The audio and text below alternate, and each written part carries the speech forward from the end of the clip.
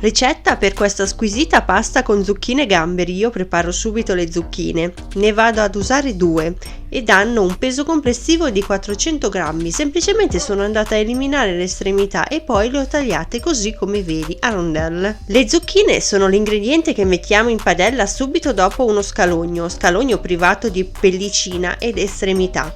L'ho fatto a piccoli pezzi, il mio scalogno pesa 45 grammi, comunque metti uno scalogno intero che soffrigge assieme ad un filo di olio di oliva. Solo dopo alcuni minuti bisogna mettere in padella le zucchine, che io ho fatto cuocere mettendo anche un pizzico di sale per una decina di minuti. A questo punto io avevo preparato 200 grammi di polpa di pomodoro. Questa è polpa finissima da insaporire. Io ho insaporito la polpa finissima con della buccia di un limone. Io ho tagliato e messo con il pomodoro solo parte gialla del limone. Il limone deve essere ovviamente un limone con la buccidibile. Insomma, dopo aver cotto le zucchine metti nella padella anche la polpa di pomodoro insaporita con la scorza del limone.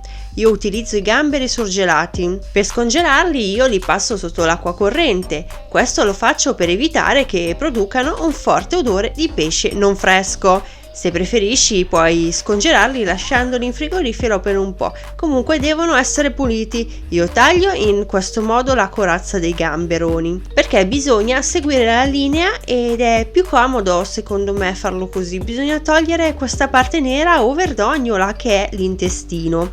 Non tutti si fanno questi problemi, però è meglio toglierla. Sciacqua i gamberoni fatti uscire dall'esoscheletro sotto l'acqua corrente per eliminare eventuali residui. Ritornando alla padella, i gamberoni devono essere cotti per poco tempo, 5 minuti a fuoco vivace oppure per 20 minuti. Nel mezzo alcuni molluschi rimangono stopposi. Io ho insaporito mettendo un pizzico di pepe nero, uso quello macinato, e assaggia e vedi se devi aggiungere altro sale. Comunque hai visto che ho messo i gamberi in padella con l'esoscheletro che ho tenuto come decorazione del piatto. Questi devono essere spostati dalla pentola e messi in un luogo caldo. La pasta, una volta messa in padella già cotta, deve essere mescolata. A questo punto defogliato un mazzetto di prezzemolo per poi andare a tritare le foglie con la mezzaluna. Il trito di prezzemolo va messo in padella alla fine. Comunque all'assaggio vedi se devi abbondare di sale e pepe. Ricorda che per mescolare puoi aiutarti mettendo qualche mestolino di acqua di cottura della pasta. Buon appetito!